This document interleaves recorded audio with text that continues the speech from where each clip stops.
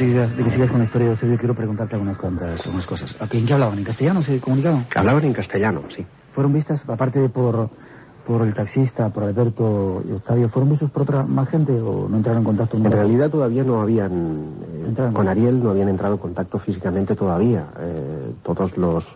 Las comunicaciones se consumaban en las frecuencias de banda ciudadana, de una emisora normalita de las que podría tener cualquier radioaficionado en su hogar, y esta era una de las primeras cuestiones que técnicamente quería comprobar y vencer, si era posible una comunicación supuestamente a tantos kilómetros de distancia. Ya, 17 de agosto del 85, visto por 3 millones de personas. ¿Eso está registrado? ¿Hay datos todavía? Sí, ¿Tenemos los datos? En efecto, y cuando yo estuve visitando el año pasado, ahora era exactamente un año o un poquito más, el Santiago, traté de reconstruir las diversas fases de este primer avistamiento. Y descubrí con sorpresa que aquella grabación a la que yo aludí al principio correspondía ni más ni menos que a ese mismo día, al 17 de agosto de 1985. Y que las voces que estaban registradas ahí eran las de Cristina, eran las de Octavio y eran la de estos misteriosos seres que aseguraban tener una isla en el sur.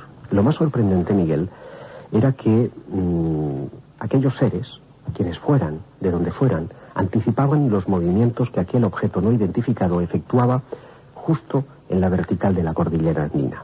Ellos decían, nos moveremos 5 grados hacia la cordillera, y el objeto, para pasmosa sorpresa de quienes observaban, se movía en esa dirección.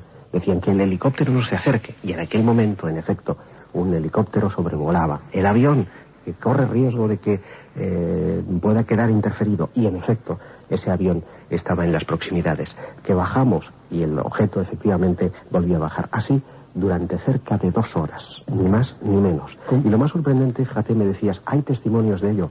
Yo me traje en aquella ocasión algunas fotografías que nunca antes habían visto la luz y que publicamos en el pasado mes de julio del año 98, para entendernos. Fueron fotografías sorprendentes de personas que, estando en los autobuses, saliendo al balcón de su casa, pudieron fotografiar sin ningún tipo de problema. Lo más sorprendente es que 3 astrónomos profesionales del Cerro Calán, dependiente de la Universidad de Chile, lograron fotografiar aquel objeto desde su telescopio. ¿Y sabes qué se veía a través de ese telescopio? Yo quería preguntar, ¿cómo era ese objeto? Pues ese objeto era absolutamente lenticular. Estábamos hablando de una lenteja, para entendernos, y además despedían una suerte de antena zumbadora o de pequeño vapor que sobresalía de uno de sus extremos. Algo sorprendente si estamos hablando de una civilización sumamente desarrollada. Aquello ha quedado ahí registrado para la posteridad. Los astrónomos no pudieron explicar de qué fenómeno se trataba, y lo más sorprendente de todo, yo logré localizar a Gustavo Rodríguez, que a la sazón era el responsable de la investigación oficial que el gobierno chileno abrió, porque, imagínate, un avistamiento que es observado por 3 millones de personas trae una consecuencia, y es que la prensa, tú sabes que los periodistas somos muy pesados, se puso pues a pedir respuestas, como ha pasado recientemente en España con los aerolitos, ¿no? Y entonces, tanto han presionado que el gobierno, que no tenía ni esto clasificado, el asunto de los ovnis, ni siquiera como secreto, decidió iniciar una investigación para disipar las dudas. Y las sorpresas empezaron a llegar. No había uno, sino 5 objetos que el radar captó aquella misma tarde, y esos objetos se desplazaban desde el sur de Chile hacia la capital.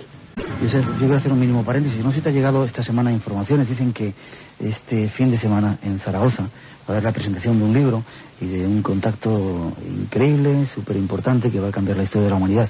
¿Te ha llegado alguna noticia de esto? Pues no me ha llegado. Bueno, el otro día tuvimos una llamada de un personaje muy extraño, con una voz así muy rara. Decía que era una conferencia de Zaragoza y nos emplazaba un poco para la presentación de ese libro. Contaremos la historia. Pensaba que había alguna relación con todo esto, porque parece que están ocurriendo muchas cosas en el mundo y tienen Ya que lo mencionas, a mí no me deja de ser sorprendente que estos seres, los friendship, se nos aparezcan en forma de ángeles, cuando hemos tenido aquí en España un caso, Paiporta, ¿no? Efectivamente, y tú dices, están sucediendo ahora cosas muy singulares. Los ángeles de Paiporta vuelven al ataque. Sí. están dando conferencias, están dando de nuevo su mensaje al mundo. Yo creo que estamos a las puertas de algo importante. Lo sabíamos, quizás sea el año del contacto, como decimos, el año 2000. Seguimos con la historia, que no quiero cortarte. 4 o 5 objetos se veían, lenticulares. ¿Qué más ocurrió después? Claro, imagínate, aquello es la bomba. Si tú tenías cualquier duda de que aquellos seres eran extraordinarios, después de que te hayan dicho que aparecen y encima lo hacen, pues aquello empieza a tener un tinte muy jugoso para tu propia curiosidad. Y Octavio, Cristina, sus hijas, hacen casi una vigilancia intensiva frente al aparato de radio. La radio está encendida las 24 horas del día y montan guardia para seguir comunicando con aquellos misteriosos ángeles. Es curioso porque las conversaciones que mantienen, algunas banales, las hacen con diferentes seres, como es lógico. No puede estar un señor frente al micrófono durante las 24 horas del día. Sin embargo, cuando se efectuaban los cambios, el uno y el otro podían estar manteniendo la conversación como si estuviera en antecedentes de todo lo que anteriormente se había dicho, como si existiera una especie de código o de acceso a una información de una forma no material. Hete aquí que Octavio Ortiz, este hombre, este taxista, enferma. Tiene un problema en el colon y cuando los Friendship, presuntamente por vía extrasensorial, se enteran de esta circunstancia, le invitan a que deje todo, su trabajo, su casa, y se vaya con ellos a la isla. Le prometen curación. Y Octavio, casi sin dudarlo, obedeciendo a ese instinto interior, lo deja todo, su casa, se lleva a las niñas, a su mujer, y viaja hasta Puerto Montt, el punto continental más al sur de Chile. Pero una vez allí, se lo piensa y dice, caramba, esto es un viaje solo de ida. Seré capaz de sobrevivir con toda la herencia que dejo detrás, con todos mis recuerdos, con todas las vicisitudes vividas. Y entonces se asusta y regresa. Y eso le ocurre durante 2 veces más, es decir, durante 3 veces ha bajado al sur y ha subido a Santiago pensando que no era la acción correcta. A tal punto que en una de las comunicaciones, los Friendship, Ariel concretamente le dice, bueno, no temas tanto, ya que tú no eres capaz de venir hasta nosotros, nosotros te vamos a mandar a alguien. Curioso que el mismo día que mantuvo ese contacto, esa noticia de que a alguien le mandarían, apareció un misterioso personaje, un personaje flaco, un personaje alto, un personaje enigmático que he logrado localizar y cuyas declaraciones hemos preparado en rigurosísima exclusiva para el próximo número de Karma 7, que es Ernesto de la Fuente. A mi juicio, la piedra angular de este enigma. Ernesto de la Fuente es un ingeniero de sonido, el introductor de la televisión en Chile, es reportero de guerra, estuvo en el Vietnam sirviendo al lado como informador de los norteamericanos, y este hombre ha tenido una vida muy tumultuosa que le llevó finalmente hasta el sur de Chile. Después de una separación y de que volviera a casarse y con esa mujer se suicidara, decidió olvidar sus penas y marcharse a un lugar alejado. ¿Y qué alejado pueden ser las islas del sur de la Patagonia? Hasta ese remoto lugar se fue, compró una finca y mataba sus largas horas de soledad estando frente al aparato de radio. Fue allí, en ese aparato de radio, donde vio como los ganaderos, los campesinos locales, trataban de engañar a una suerte de ganaderos misteriosos, que eran nórdicos, que eran rubios, eran altos y que se llamaban Friendship. ¿Qué hacían? Les vendían el ganado a un precio muy barato. Entonces él hizo una especie de llamada, decir, gringos, no se dejen enredar, mis compatriotas les están enredando. Y en una de esas llamadas estableció contacto con el misterioso Ariel, y una buena noche, una noche de tormenta, una noche oscura, se le presentaron 2 de estos seres en su misma casa, cerca de Kemchi, unos 15 kilómetros para ser exacto. Espera, de esa localidad. Vamos a dejarlo ahí con la tormenta, porque tenemos que dar una información. Además, hay gente que está grabando nuestro programa, les damos un segundito. Con la tormenta retomamos dentro de nada. ¿Estás bien ahí en Barcelona, en nuestro estudio? Estamos fantásticos. Vale, pues espera un poquito que ahora venimos. Esta es parte de la historia de los Friendship. Seguimos adelante, hay más cosas que contaros. Lo vamos a hacer después de esa segunda introducción que preparan nuestros compañeros. 905 11 80 80. Nuestro teléfono, por si queréis preguntar. Hay muchas más cosas, más misterios que queremos esta noche descubriros.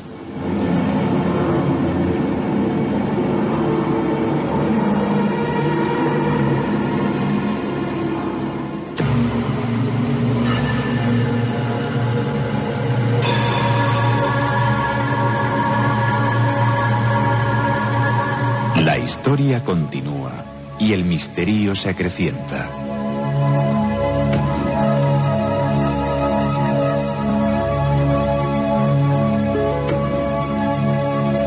Los ángeles, los extraterrestres, comienzan a comunicarse telepáticamente e incluso llegan a utilizar emisoras de radio.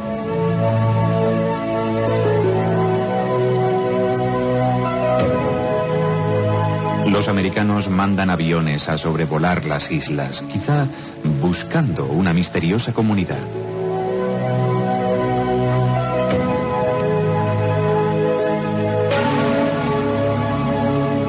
Nuestro invitado fue hasta Chile, siguiendo el misterio. Él tiene más datos para contarnos. Bueno, pues seguimos, si quieres, Josep. Contacto para el año 2005 y están preparando en diferentes partes del mundo a diversos grupos, ¿no? Sí, en efecto. Esta preparación está en marcha. De hecho, cuando yo viajé hasta Santiago por segunda vez, lo hice ya con el convencimiento de poderme garantizar una especie de pasaje a este lugar paradisíaco. Y lo hice por aquí tenemos algunos oyentes que decían que quieren ir a la isla, yo también me apunto, ¿eh? Tras conocer que Ernesto de la Fuente, tras esa experiencia que yo te relataba, él lo pusieron en una especie de camilla, en una especie de templo por el que él podía ver el mar por sus ventanas, un prisma descomponía la luz y, bueno, pasaban toda una serie de cosas fantásticas. Cura su cáncer y regresa... ¿Cura su cáncer? Cura su cáncer, remite el cáncer y regresa a Santiago completamente transformado. Tiene diversos contactos vía radio que se concretan en espectaculares fotografías diurnas de ovnis en la zona de La Serena, en el norte del país, y abrumado por todo aquello que está viviendo, pide información, busca saber. ¿Y a quién busca? Pues busca al ufólogo de turno, que en aquel caso era el pionero de todas estas temáticas en Chile, el amigo Hugo Pacheco. Hugo Pacheco es un militar retirado que había estado en la Armada, es un hombre con muchos contactos dentro de esa cuestión que es la Armada, documentado en cuanto al misterio de los ovnis, y tiene la impresión de haber topado con el caso de su vida. Es tanta la codicia, en el buen sentido de la palabra, que experimenta al haber atesorado ese conocimiento de manos de Ernesto de la Fuente, que no puede callarlo y lo empieza a contar. Y se lo cuenta ni más ni menos que a un joven investigador, sociólogo, para más datos, Rodrigo Fuenzalida. Y Rodrigo, prendado por aquella historia, ni corto ni perezoso, se compra una emisora de radio, busca la frecuencia que le dice Hugo Pacheco y establece comunicación con los Friendship. Aquello no era una alucinación de uno, era algo que cualquier persona podía comprobar, que en aquella frecuencia se estaban dando extraños mensajes. Y empezaron a suceder cosas muy, muy extrañas, desde materializaciones y materializaciones de objetos, desde extrañas premoniciones que luego se venían a cumplir, desde acontecimientos como por ejemplo la explosión del Challenger, que fueron anticipadas con 30 minutos antes de que sucedieran hechos concretos. ¿Todo eso lo iban anunciando los Friendship? Todo eso lo iban anunciando los Friendship, y la inquietud que ello supone, porque naturalmente, ¿cómo podían acceder a toda esa información? ¿Cuáles eran las fuentes? Se dice que ellos están infiltrados en muchos lugares, en muchas instituciones de ese país, pero también de otros países. De hecho, me consta, y algo he insinuado en esta primera entrega que todavía está en el kiosco, cuando yo visité, insisto, Chile, contacté con Hugo Pacheco, pero contacté también con algunos generales, en concreto con el general Ricardo Bermúdez o con el general Vega, quienes habían tenido algún escarceo en el tema porque habían estado sumamente interesados por aquellas cuestiones. Pero eso lo dejo para más adelante. Tal vez me voy a concentrar en el hecho de que cuando yo llego a Santiago y me entrevisto con Hugo Pacheco, lo hago con el convencimiento de que Hugo es una especie de puente entre Ernesto y los Friendship. Se decía en aquel entonces, 1998, que en la casa de Hugo Pacheco se hacía una suerte de preparación y que si superabas las pruebas eras capaz de ir hasta la isla. Y de hecho viví experiencias absolutamente conmovedoras, porque cuando días más tarde de entrevistarme con Hugo, con las personas que yo conocí en su domicilio, haciendo las lecturas que ellos hacían, me fui solo hacia la Patagonia y allí viví una experiencia conmovedora. ¿Qué te pasó? Bueno, si quieres te cuento la aventura. En realidad, para llegar hasta la isla grande de Chiloé hay que desplazarse hasta Puerto Montt. Y en Puerto Montt tomar un ferry que te deja en la ciudad de Kemchi. Yo me equivoqué y en lugar de marcharme a Kemchi, tomé un barco equivocado y me fui a Ancud, una ciudad algo mayor. Mi sorpresa fue, yo digo, bueno, cuando llegué allí pues me alquilo un coche y me acerco. Total son 70, 80 kilómetros, no más. Claro, alquilar un coche es muy fácil en Madrid o Barcelona, pero hacerlo en la Patagonia es bastante más complicado. Así que después de recorrer muchos establecimientos logré convencer al propietario de un concesionario a que me alquilara un coche nuevo, dejando mi tarjeta Visa allí para poder hacerlo. Y me fui hacia el sur. A todo eso la noche se echó encima. ¿Y de qué noche te hablo? Porque las noches de allí son noches que se pueden prácticamente cortar. No se ve absolutamente nada. Qué oscuridad. Son muy oscuras. Y el cielo es un cielo maravilloso, estelado, con unas nubes aborregadas. Lo recordaré toda mi vida. Me introduje. ¿Había tormenta? No había tormenta aquel día, pero la tormenta pasaría en mi interior minutos después, cuando al acercarme hacia la población de Kemchi divisé una gran antena. Y mi imaginación, que la imaginación también cuenta en los investigadores, quiso pensar que aquella antena era en realidad la de Ernesto de la Fuente, la que establecía las comunicaciones con estos misteriosos ángeles del Señor. Pero no, estaba equivocado. Era una antena repetidora cualquiera.